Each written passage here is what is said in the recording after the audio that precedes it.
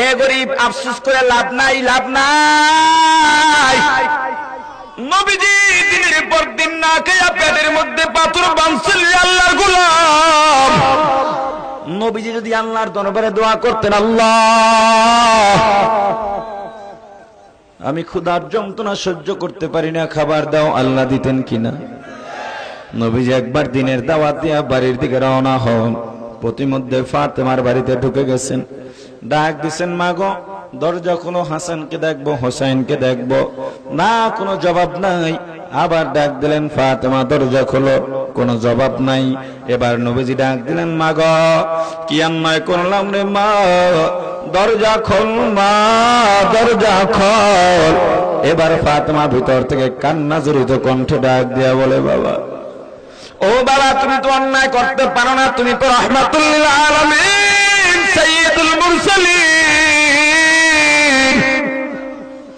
ও বাবা, তুমি প্রথম ডাক দিছো, দরজা খোলার জন্য ব্যাকুল হয়ে গেছি বাবা।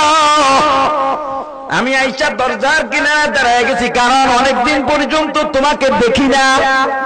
মেয়েরা যখন শ্বশুর বাড়িতে যায়, হঠাৎ করে যখন খবর পায় বাবা আসছে, ভাই আসছে, আনন্দ লাগে কিনা জোরে বলে? তবে বাবা দরজাটা যে খুলবা, দরজা খুলে তোমার সামনে যে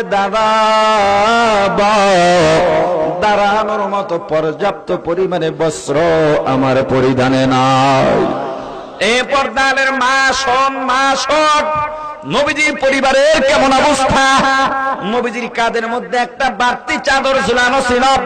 নবীজি বললেন, মাগো এই চাদরটা মাথায় দিয়া তারপরে দরজা খোলো। দরজার ফাঁকা দিয়া চাদর দিলেন। ফাতেমা দরজার মাথার মধ্যে চাদর দিয়া দরজাটা খুলে দিলেন। নবীজি সালাম দিয়া ঘরের মধ্যে ঢুকছেন। ফাতেমার চেহারার দিকে তাকাইয়া চোখের পানি ছেড়ে কান্না শুরু করে দিছে।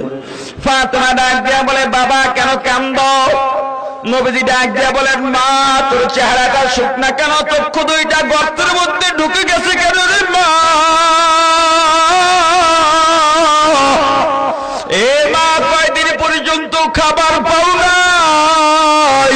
ফাতেমা কান্দার বলে, বাবা আমি যদি দিনের পর দিন না থাকতে থাকতে যদি মারা যাই, আমার কোনো আফসোস নাই, আফসোস নাই।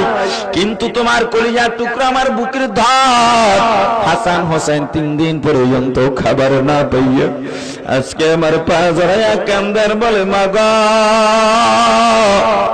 ক্ষুধার যন্ত্রণা সহ্য করতে পারি না রে মা, খাবার দাও মা, খাবার দাও। ও বাবা, কোন সন্তান যদি